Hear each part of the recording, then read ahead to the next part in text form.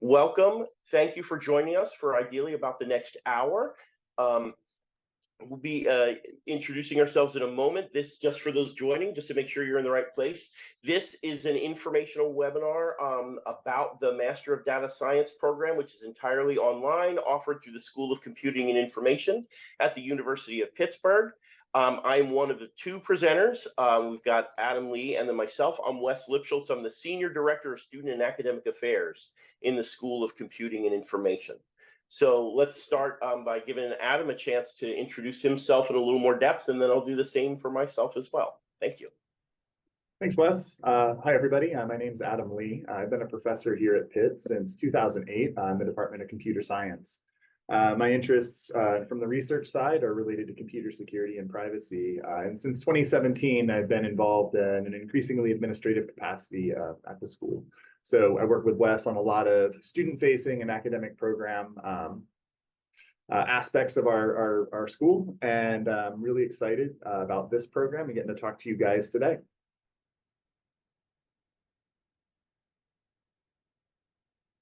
Thanks, Adam.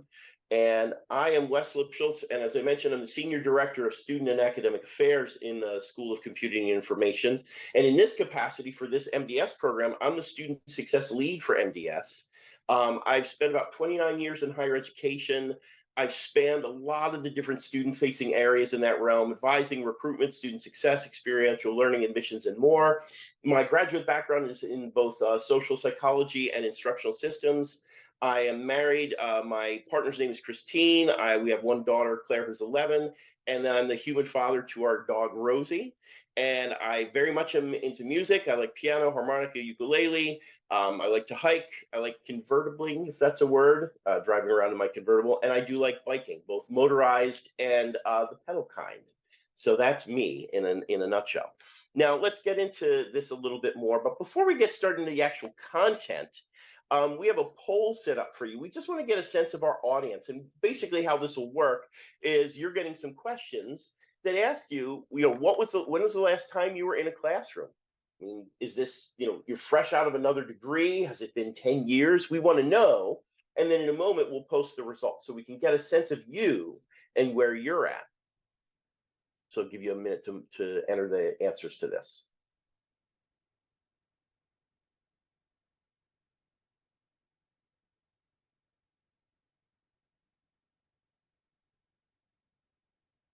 And as you're entering this, I'll just let you know, the idea is that you might have different concerns depending on how long you've been out of the classroom. So if you've just finished up with an undergrad degree, you're sort of in that mode, and the idea of how much time it takes to spend on classes. And then again, if you've been working for the last 10 years and you're like, well, I want to jump back into this school thing, what's it feel like? How much time is it going to take? What are the, is it different now that I have to do everything online? Is that something that I need to get used to? And those kinds of things can matter.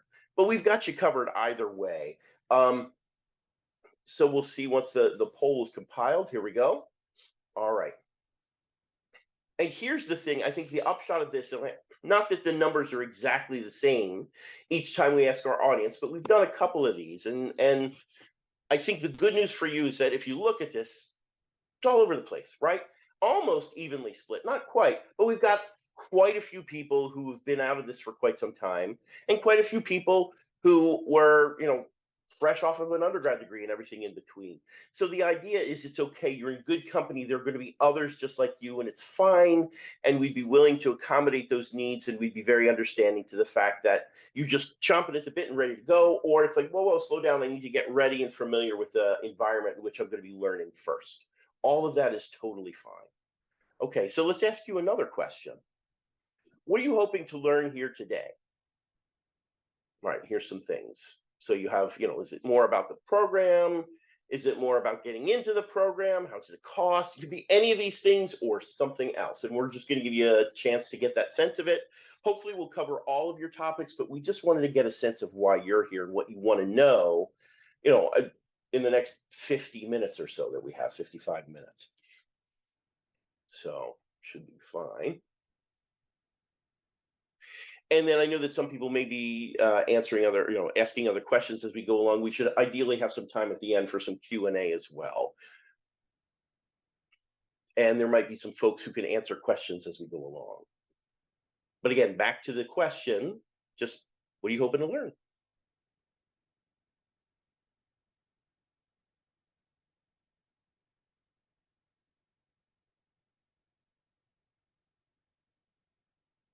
Give you a moment to finish this up.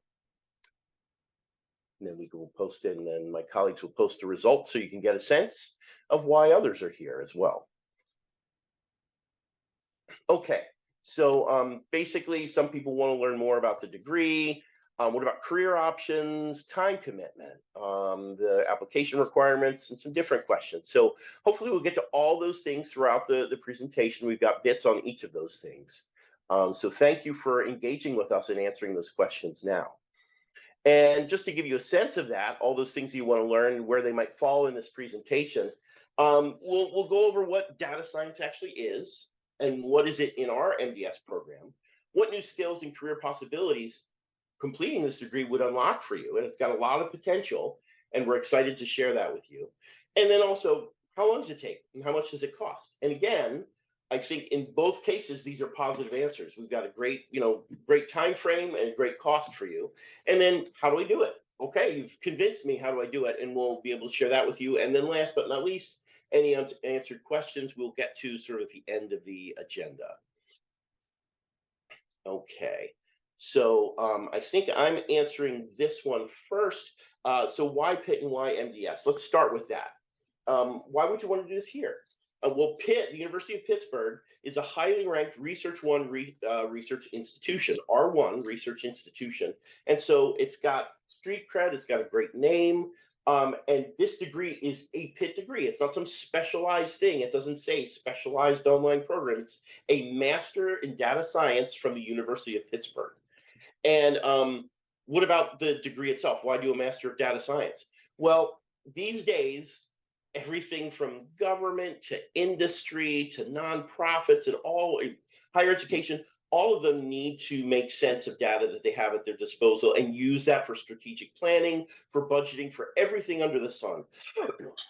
Excuse me. So data is used to drive innovation. So if you are a master of data through the Master of Data Science, you can be a part of that enterprise that's really needed throughout the private and public sector. And also, if you do obtain a master's, on average, master's degree holders earn twice as much as high school graduates and a good quarter more on average than undergrad college graduates. And the median salary for one umbrella area that you would be eligible for with the MDS degree is a data scientist. Makes sense. And the median annual salary as of May of 2022 for a data scientist is 6 figures. Not too bad. And a master's degree holder, if you compile that over time, if you have a higher earning potential than some other folks and a great starting salary, master's degree holders average a lifetime earning of 3.2 million. So in a way, this is the question why Pitt and MDS is kind of like who wants to be a millionaire in a way. It's one way you could think about this. But with that in mind, I'm going to jump back over to the academic content and turn this back over to Dr. Lee, who can talk with you more about what this actually is from a content perspective. Thanks, Wes. So one of the questions that we asked you all, there were a number of you wanted to know a little bit more about what data science is, right? And so data science sits kind of at the intersection of a number of disciplines. And in fact, this degree was put together by faculty from across all 4 of the main program areas that we have in our school: computer science, information science, library and information science, and intelligence systems. And essentially, this brings together, algorithms and coding, as well as statistics and, just sort of data understanding, with the idea that we want to extract insight from data, right? We have the ability to collect tons of data about the world around us, but then how do we turn this into actionable insight? And so you're going to do all sorts of stuff with the degree, ranging from, finding data sets, cleaning out data sets, making sense of them, and building that bridge between raw information and then informed and justifiable decisions, right? So one of the courses that you'll take that we'll talk about a little bit later today is responsible data science. That sort of centers the importance of being able to explain your data, explain your methods, and really stand behind the decisions that you make in that way. And this can open you up to a number of job possibilities, right? So I'm sure that if you've browsed through Glassdoor or any of these things, you'll see terms like data scientist, data analyst, data coordinator, and these are all people that work at different work with data in different ways to help organizations solve their data problems. You might find people who are, I'm going to steal words from one of our faculty who I heard talk about this recently. You might have data scientists who are, focused on that, decision making and intelligence and business intelligence. You might have, data detectives who are trying to use data to explain things that they otherwise can't explain, or data journalists who are looking to sort of tell stories with data.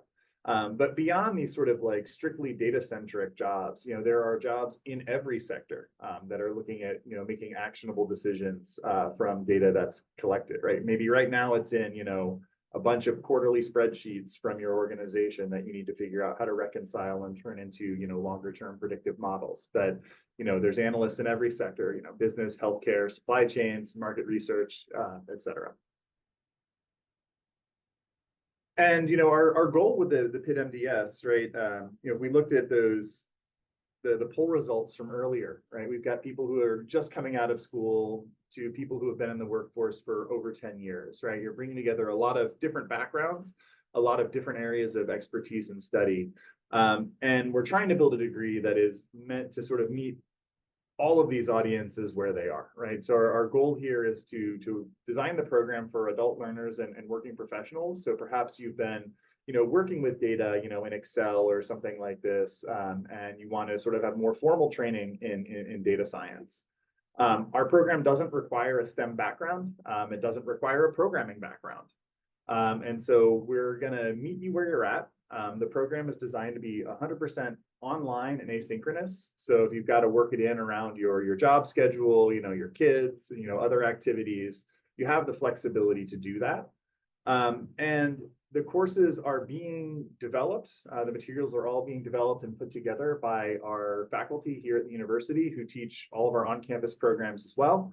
And it'll be delivered by also faculty from Pitt.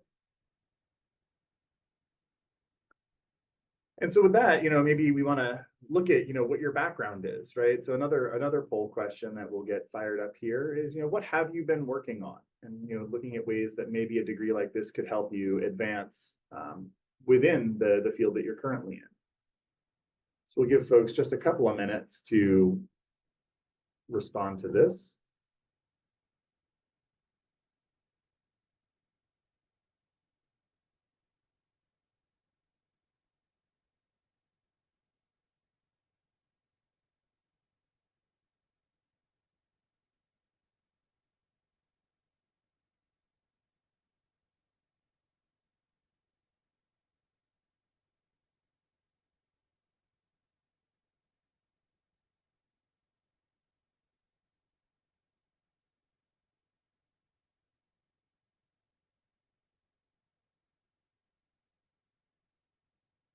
Just a couple more minutes here.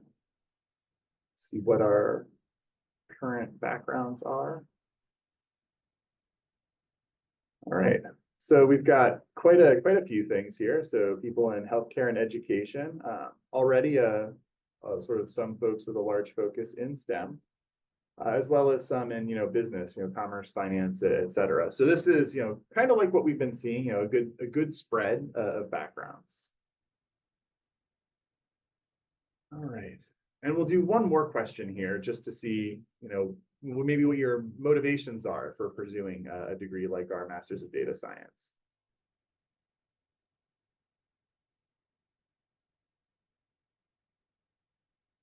As we said, people that we've talked to, there are lots of different reasons to build up these skill sets, either, advancing within a career, or maybe looking to shift fields. Be interesting to see where this group comes down.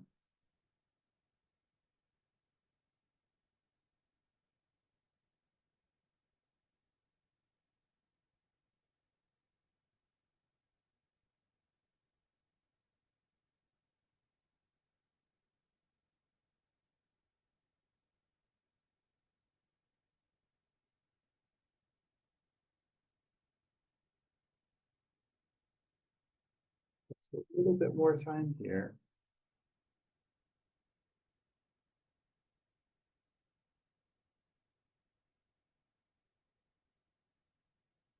Right. So again, a good balance here, people looking to, advance within their jobs and increase their earning potential, or maybe to shift industry as well. This is very much aligned with what we've heard in prior sessions.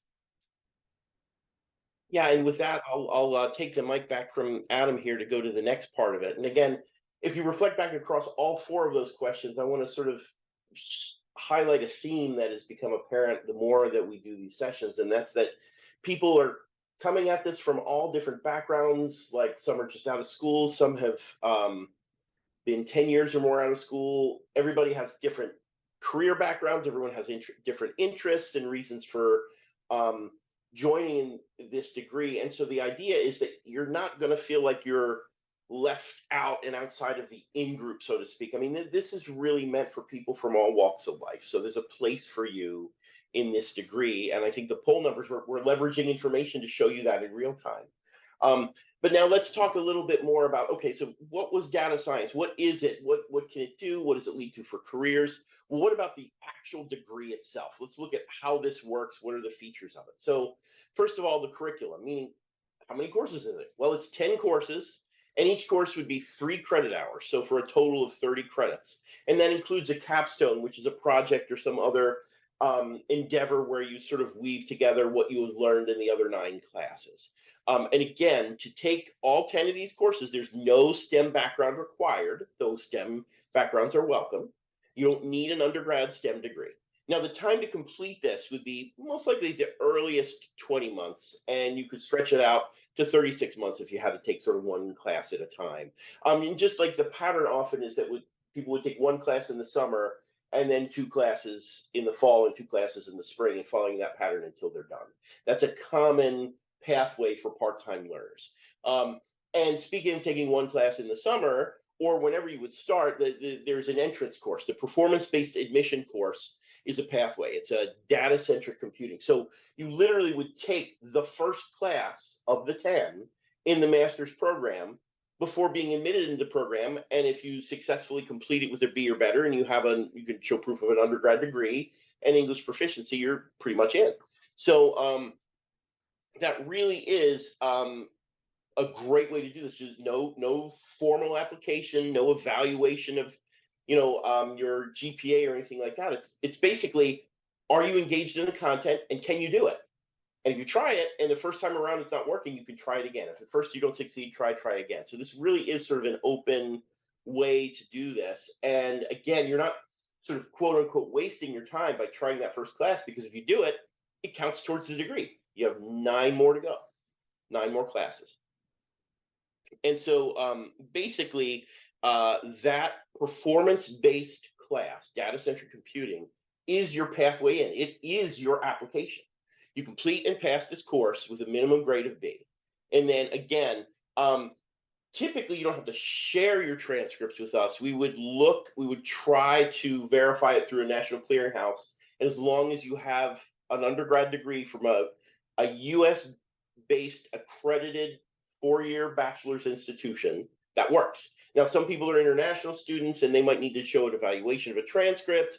They also need to show English proficiency. But basically, degree plus successful completion of this performance class is your application.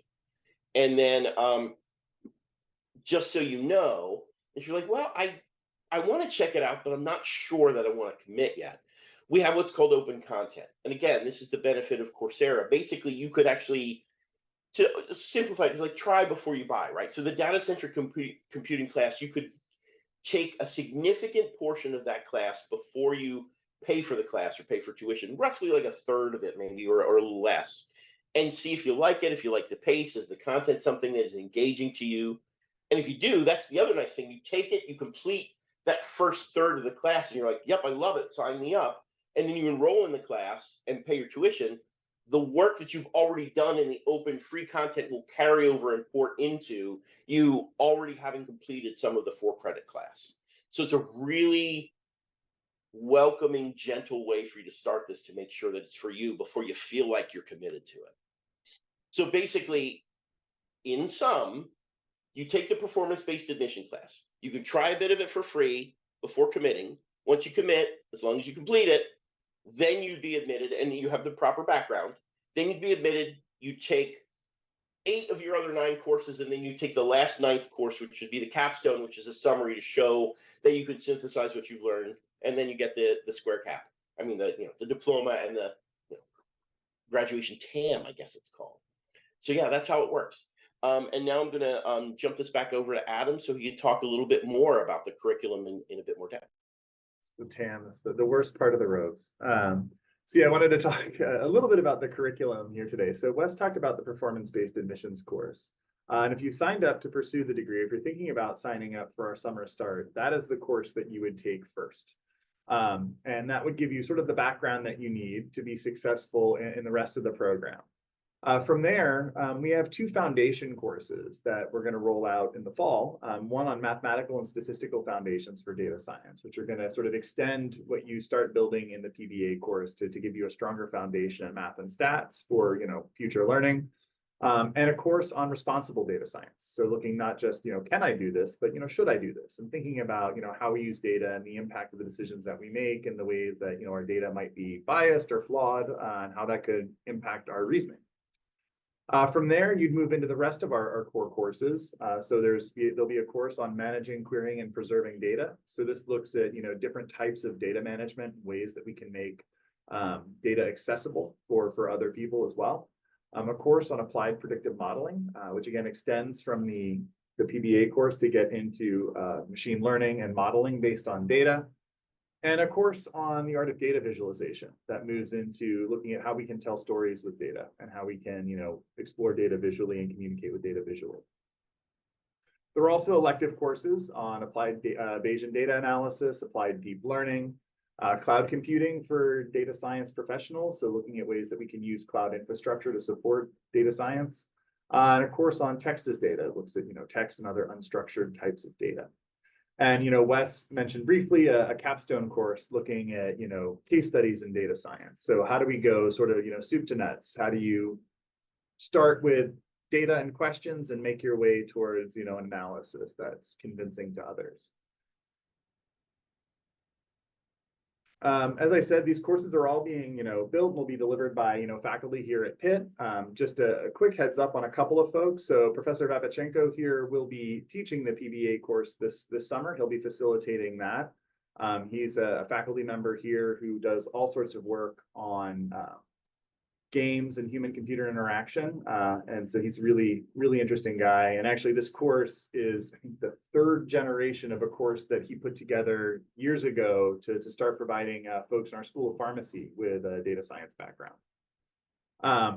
Professor Morgan Frank is developing the Math and Statistical Foundations course. He's a professor here as well, who works on all sorts of interesting questions at the intersection of data and sort of the economy and the future of work. Professor Mattern is another one of our faculty members here at Pitt, and she's in our program, our Library and Information Science program. And her interests look a lot at sort of ethical considerations around data collection and data use. And she's working with another professor of ours, Matt Burton, on building out our responsible data science course. So these are, some faces you'll get to see throughout the program.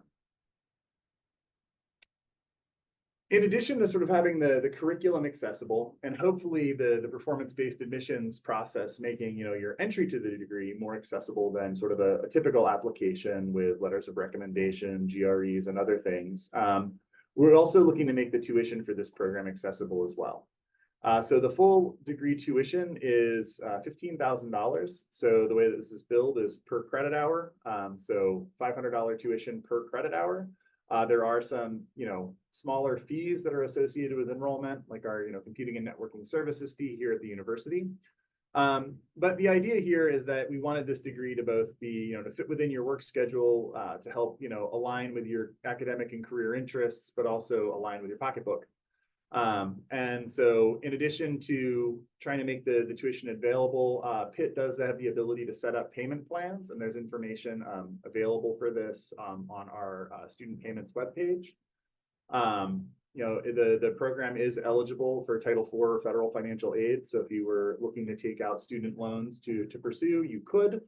In addition, a lot of companies, the tuition cost here fits within the structure of many companies' education benefits. Okay, so with that in mind, we've already sort of shared with you the fact that the MDS is a Pitt degree, just like any other. But where it's different is in this tuition realm, where it's really designed for folks that are out there working and are doing other things and may need some help from their employers. And so we've made the tuition a special price point. But what about some of the things outside of the classroom? That also is very similar to an on-campus Pitt degree, in that you have student resources, right? It's just that they're online instead of in person. But basically, you have the equivalent resources to on-campus students. They're live faculty office hours, so there'll be chances to interact with the faculty in your classes. There are teaching assistants that help you out, deal with grading, might provide you with academic support. And there are student services as well. Like you have advising, you have advisors you'll be able to interact with one-on-one as needed, who can guide you and help you through the program, help you work through work-life balance issues, any special, if you need to help like understand policies and how to navigate them. And of course, career resources. We have an array of folks at Pitt that help get our students in front of employers, and those folks would be also leveraged to help you figure out what your career options are and prepare for them, including resume drafting, interview preparation, all of those kinds of things. So these outside of the classroom affordances will be given to you just like they would for an on-campus student. Right. So with that in mind, hopefully we've made a compelling case so far. And so you're like, well, what do I do next? You might ask me. And so essentially, you would need to be able to be an official MDS student. You need to complete the performance-based pathway data-centric computing class with a grade of B or better. Have to have proof that you have a 4-year undergrad bachelor's from an accredited U.S. institution or equivalent. And so if it's outside of the U.S., you'll probably have to do a transcript evaluation and have that sent to us to show equivalency. If you're in the U.S., most likely we'll be able to scrape that data from your name and the information you provide when you sign up to take the PBA class, and then we'll look at a national database and confirm that you have that degree. And again, if you're an international student from a country where the official language is not English, you'd need to provide proof of English proficiency in the form of a score on one of 3 tests, either an 80 or higher in the test of English as a foreign language, or a 6.5 in IELTS, or 110 on Duolingo. So we accept all of them equally. So whichever one is the most convenient for you, fits within your pocketbook, all those kinds of things. So those are sort of the pieces that you need to put together to be admitted. And then what do you do next? What's your action item? If you want to get started, you can go to our main website where we're talking about through Coursera what the MDS is, and there's a little button that pops up that says enroll. Or you can go from our website in the school and choose apply. And basically what it does is it takes you to this form, not an application, where you put in your name, birth date, this name of the school you went to, and a couple of other basic demographic items, and you hit submit, and that's what triggers you to get enrolled in the performance-based admissions class, data-centric computing, in the next available semester. Then you would complete the class while we're verifying. You don't have to have everything ready in time. You just need to submit that form, and then you get information on orientation, getting started in the PBA class. Now, there's still time to begin for this summer, though that window is closing. This is our first time offering the data-centric computing course in the performance-based admissions class in this context. So it begins for summer in just a few weeks, and on May 13th for 2024. And then if you started this summer, you'd take the class through the summer, through the beginning of August. And as long as you got a grade of a B or better, and through the summer, we'd go through the verification process for your transcript, and if needed as an international student, verifying your English proficiency. Then all that's in, your grades in August, you'd be confirmed, and then you'd be good to go to start and officially in the MDS program starting in the fall. Okay, so basically then we want to sort of do a little bit of a summary where we can give you some takeaways of the meeting and all of this webinar. And so I'm going to turn the floor back over to Dr. Lee so he can share those with you. Thanks. So to summarize, like there's really two main things to apply, right? We're not going to do a standard application, so you don't have to seek out letters of recommendation or take other types of standardized testing. We're not really looking for a STEM background to get started, right? So what we're looking for is, the ability for you to demonstrate that, you're ready to do this through a performance-based admissions course. So enrolling in that PBA course and getting a grade of a B or better, along with us verifying your earned bachelor's degree, ideally in an automated fashion, like Wes said. But if we need to, we can also work to sort of verify transcripts, particularly for international applicants. And then for folks outside of the US, we will need to verify English proficiency, but there's a number of ways that we can do that. Hopefully aren't too much of a lift. In addition, our goal is to make the program accessible and affordable, right? So setting the tuition at an affordable rate. Payment plans do exist if you need that. The program's eligible for federal financial aid. And many employers do offer benefits for those of you who are currently out in the workforce. Importantly, you said this trying to be accessible means that most of the content for the course is delivered in an asynchronous manner, right? So a learn at your own pace sort of manner. But our courses will have live faculty office hours and live TA office hours and other types of live sessions so that you can get together with the folks teaching the course, ask questions in real time, and really learn, sort of face to face in some ways. In addition, there are academic supports, both in terms of, other students will help facilitate the course and can, answer questions during office hours and work with you one-on-one with questions, as well as, student success staff members who can help you engage with the material. As Wes said, that this program was built out in sort of in consultation with a number of corporate partners that we've got here at the University of Pittsburgh. And our career services is well connected with those folks. And so we can offer, assistance in prepping for the job market and helping make connections for that next step. And so with that, I think we want to turn it over and open it up for some of the questions out of the Q&A.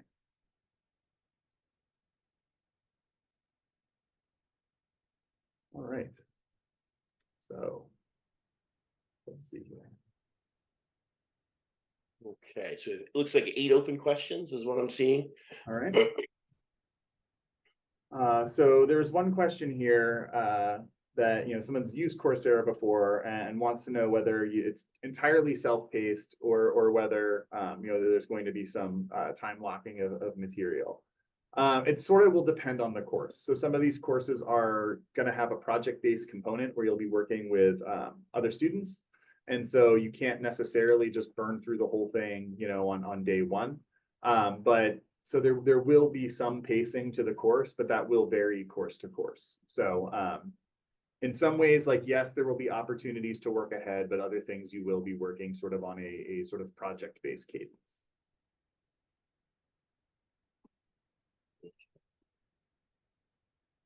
Looking at these in order.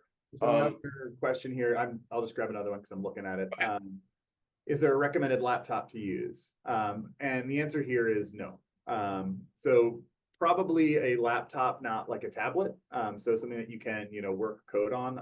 A lot of the work will be done within a web browser, which is convenient, but there will be things where it might make sense to install some software. Wherever possible, we do work with open source software that is typically cross-platform in nature.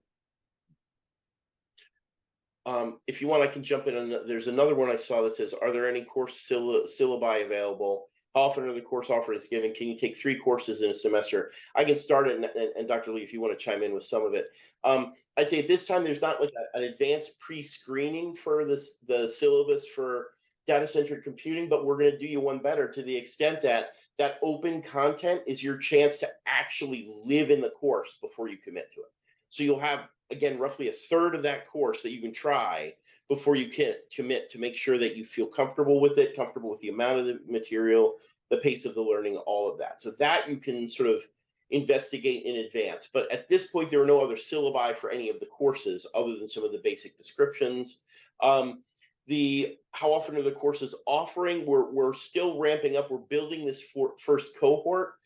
So at this point, you won't be able to take 3 courses in a semester yet, though down the road you will be able to do that once we've built out all of the classes. And then ultimately, my understanding at this time is that once we've built out all the classes, there would be a starting term of any semester. It's sort of a you can get started in any term that works for you. Yep, that sounds right. So we are going to be rolling out the courses a couple at a time, and so to start with, it's probably a 1 to 2 courses a semester to start with. But in the future, the ability to roll in 3 courses should be possible. That is, I just want to take this as an opportunity to put out there that this is a graduate degree. These are full graduate courses. And so, you want to budget probably on the order of 10 hours a week per course, in order to make sure that you've got the time to substantively engage with the material, practice, carry out all assignments. And so, 3 courses at a time might be a heavy lift if you're working full time. But just so we know, like, we've had conversations with other people who, think, is this like a certification or something where each course is smaller? Like, these are, 3 credit graduate courses, equivalent to the courses that we would teach on campus. Yeah. And in that regard, I think that's where the advising actually becomes very important, because I think, as you saw earlier with the poll questions, people are all over the place in their backgrounds and their motivation and how recently they've been in school. So some people might breeze through things very quickly. Some people might take more time to adapt. And depending on if some of this is content you're familiar with or some not, that might also affect the speed. And so you're able to sort of tailor this as you go. I mean, you could try it and be like, well, no, got to scale back. I can only do 2 or 1 class at a time. Or maybe you'll start with 1 class and be like, no, now that I'm used to this, I'd like to ramp it up and go to 2. And so you can sort of move that needle as you go along. And we really want this to be as tailored as possible to the pace and timing that you want it to be. All right, so a couple of questions here about courses that maybe I'll take less. So for the elective courses, yeah, you have the ability to choose 3 of those 4 courses. Whether or not you can fit in another one just depends on your terms of enrollment. So you can, if you want to take all of them, that should be possible. Though remember, tuition is billed per course, not per semester. So that's something to keep in mind there.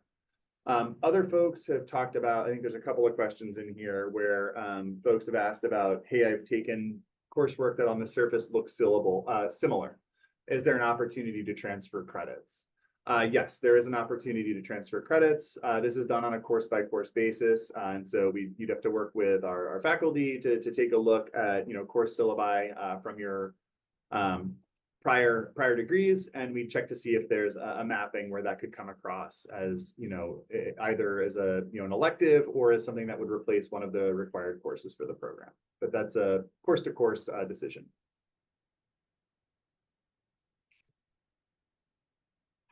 All right, it looks like one of the questions that Thais is answering. So I think the next one is the link for the PBA course. I'm like, can you look at it now? No, my understanding is you would need to invest at least in identifying that you're interested in this. So you'd have to submit the initial interest form that triggers enrollment into the data-centric class. Then once you do that and you get started and activate your account and all that, you have access within a few weeks to the open content, and you could try it that way. And then if you decide not to take it, you could notify us and we could essentially cancel your enrollment. So the best way is to do at least a bit of commitment, engage, try, take it out for a spin, and then make your decision from there. Yeah, good. Here's a student services question, Wes, asking about graduation. Are students going to graduate at the end of the program? So yes, there will be a graduation at the end of the program. We will do an online graduation for those of you who aren't able to travel. But in addition, our school does an in-person recognition ceremony for all of our graduates every semester. And I think our plan is that you'd be welcome to come join us at that if you're able to travel. Mm-hmm. Yeah, and I'm seeing another one that talks about some of the languages, and this one I might wonder if you're able to do with the Python, R, and Neo J4. What other technologies would I learn in this degree? Sure. Yeah. I mean, like, again, this will vary course by course. There's a lot of different Python packages that you'll get into. Python and R are both used in the visualization course that we're doing. The database course is going to be there'll be some Neo4j, some SQL. Some of the other things I think might be a little bit more open. I don't know if there are specific technologies you're interested in learning. We could look at that, but you know, a sampling of these sorts of things. Oh, and the next one I'm seeing is the cloud environment. Which cloud environment, Amazon Web Services or Google, would be used to work on Capstone? Um, Not sure. I think that might be a TBD thing, and maybe both. I don't know. Yeah, this is something that, you know, that course is still being developed, and you know, will that remains to be decided. And as does, I think what you just said, hold that thought. There's a question about what other electives are planned for the future. I think that also remains to be decided. I think what we'll have is this basic structure with just a whisper of choice for now, but it's essentially a structured degree for you that you walk away with this master's. And then after we've ramped up the initial content, then we might start to pad it and revise and update from there. Yes, that is correct. It's a question here about whether there's possible to do a dual degree with library and information science. That library and information science here at Pitt does have an online program as well. It's not run through Coursera. There's not necessarily a dual degree option, but there's nothing stopping you from pursuing both of those degrees if that's something you're interested in. If you want to learn more about the library and information science degree, we can connect you with folks who can help you provide more information there. And there is just as a for those who do take the Master of Library and Information Science degree, there is a subset of content that's related to this that you can do as a certificate completely folded within that degree. So for anyone who's really passionate more about library and information science and wants some data on the side, you could do it's called an applied data driven methods certificate as part of your master's degree. And then the nice thing is, if you then decided, no, I do want to have my second master's in data science, you'd be well on your way to being prepared to then complete that afterwards if you wanted to. That's great. Thanks, Wes. You know, there's a question here about opportunities to get involved in research. So, you know, this is a professional master's degree, and the focus is really on applications of the techniques that we're going to be working on. And so there's not a strong research aspect built into the degree itself. Though, you know, you do have opportunities during live sessions to talk with faculty, and perhaps they can, you know, provide some guidance on doing research, but that's not a formal part that's built into this degree. And if you don't mind, I can take the next one. Is there, excuse me, any additional resources for students with non-STEM backgrounds? I have no STEM experience at all. It's funny, we were just talking about this because I personally want to make sure that you know that this is not, or I'm sorry, it shouldn't be daunting for someone who's could be from a completely unrelated background. And honestly, I can say this personally because I know Dr. Babachenko, the person who's teaching the first class.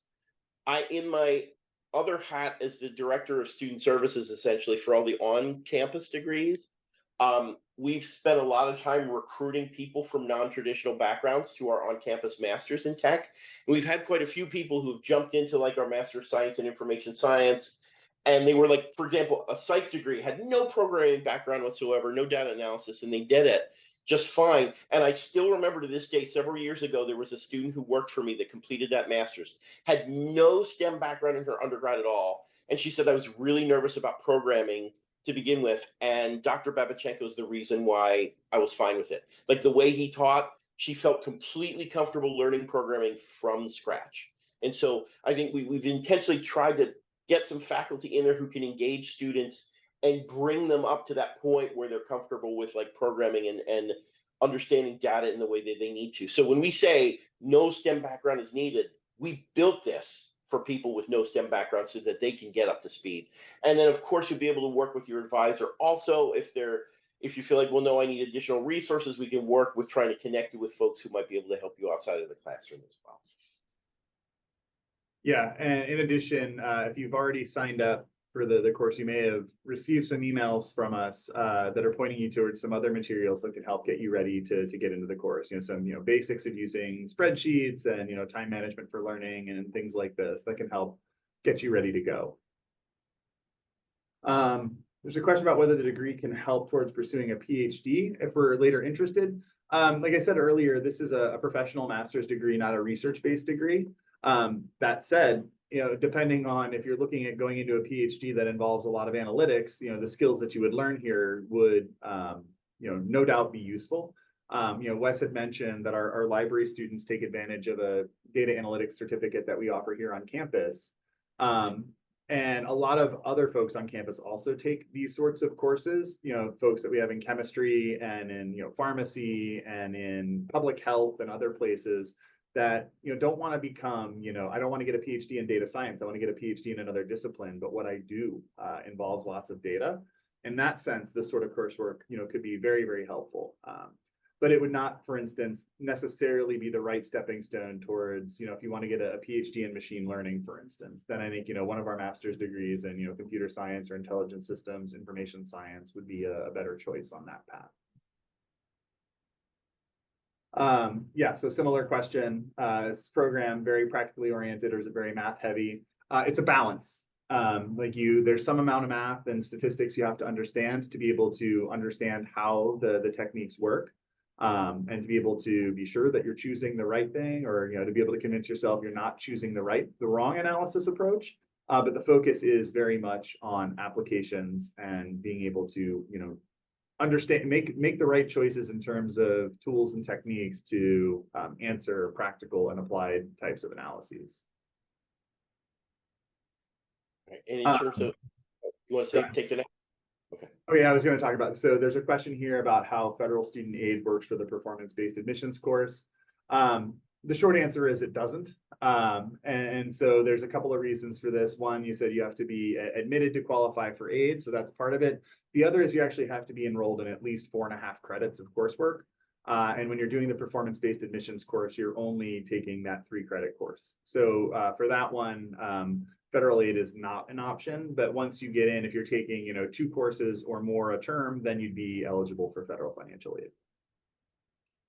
And that would be just a, excuse me, play up on that. That's another reason you can sort of talk to an advisor if you need to, is because if you recall earlier in this, we talked about the range of time it would take to complete this. We said 20 months to 36 months or whatever. And if you follow that pattern of taking 1 class in the summer and then 2 in the fall and 2 in the spring, if you are relying on federal aid, it would be only at that point where you have the 4.5 credits or higher in those terms that you get the aid. So there might be like a mix of planning that you have to do to map out how much do I take? Does it fit with my life and my work schedule? And does it also map to be enough at once for me to get aid for? And all of these different choices you have to make are ones that we can talk through with you as you move through this program.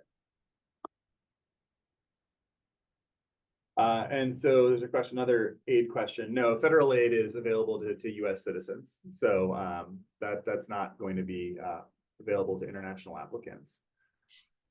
I see one more question here about whether some data science programs being math heavy and focused on proving formulas. What's the approach here? Again, this is more of an applied program. There will be some, especially in our mathematical and statistical foundations course, some amount of work, getting hands-on with data. But even then, I think a lot of the work, that's a course that's getting working through the instructional design process now. And I think the goal here is to make a lot of it very, very hands-on, not necessarily pencil and paper, proofs, but more exploratory and, programmatic and how we engage with the math and statistics, right? It's important to have an understanding of how it works and how it informs your decision-making processes. But the primary goal here is not necessarily formal proofs of mathematical and statistical properties. And to play up on that from the outside looking in, and Dr. Lee, I'm actually asking if you can confirm my sort of perspective on this. I'm more of the advising type here rather than the faculty. Like, it seems to me that what you just said could also be iterated to some of the other technical elements like programming. Like whenever it comes to programming or math or analysis or whatever, it's always with the purpose of informing you of how to get something done. That's the practical part of it. So like you need to understand programming, but mostly to the effect that you would utilize it to extract data from different environments. And there are some programming methods and languages that lend themselves to that better than others. So you would sort of want to understand all of these things from the perspective of extracting and understanding data. It's always the purpose of that tech learning. So. There's a question here about whether, and can I skip several terms as needed? I'm going to assume here that we're talking about, can you take a term off from enrollment? And yes, so you've got, once you start, 5 years to complete a professional master's degree here at Pitt. If you need to take a term off, that's not a problem. If you take off more than 3 consecutive terms, your account becomes inactive and there's some administrative hoops to jump through, but it can be, restarted and you can continue from there. So you've got up to 5 years to complete the degree from the time you start. Looking here, when is the content for the Pathway course coming out on Coursera? So the open content for the Pathway course is sort of in the final stages of instructional design. And if you've done what Wes said and clicked on the sort of expression of interest, you'll hear about that as soon as it's ready. And then lastly here, can we choose our own capstone project for the capstone will be provided to us? That course is still being worked through. I think that's a little bit of a TBD. Likely there will be some flexibility within sort of broader guidelines. It's something I'm hoping that we're able to engage our corporate industry partners on to sort of bring in data and analysis questions that are going to be relevant to you finding a job. And so that's the rough structure, and they'll be look for more on that in the future. And I also wanted to, in our remaining moments, jump this last slide back, connect with us. So there's different ways that you can see the degree. We have Twitter, Instagram, TikTok, Facebook, YouTube. So you can check out all these things to learn more about us.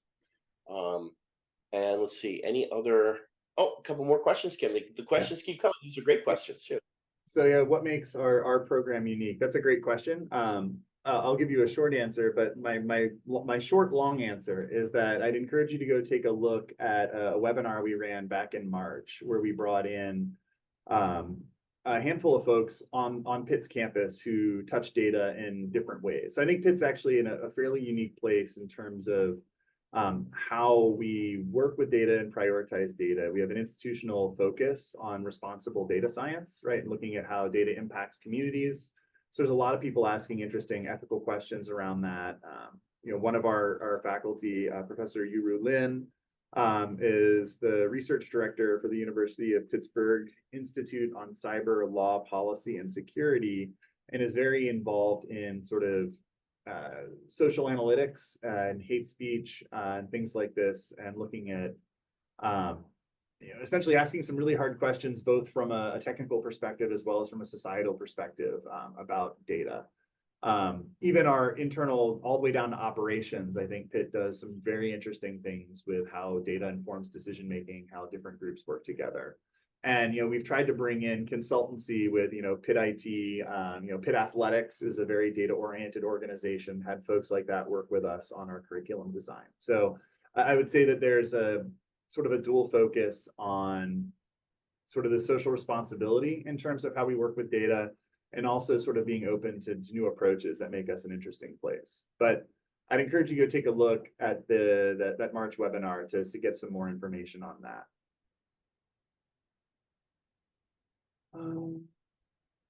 Okay, there's a question here about whether we'll offer all courses in each semester. No, we will not.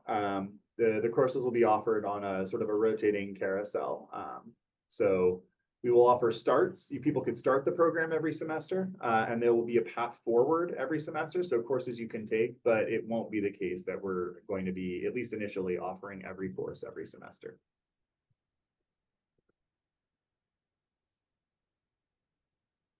Oh, what's written on the certificate? And then I'll reiterate again, it's literally a diploma. I mean, just like any others, it's a master's diploma if you complete the degree. Yeah, it's a master's diploma from the University of Pittsburgh. Doesn't say online, doesn't say Coursera. It's, once you're here, once you're admitted, you're a Pitt student getting a Pitt degree. Yep. And I think that might be a wrap. And you all had fantastic questions, and you faced them. This is wonderful. Yeah, so thanks, everybody. It was a joy doing this with all of you. Greatly appreciate it, and we hope to see you online in the classroom in the future.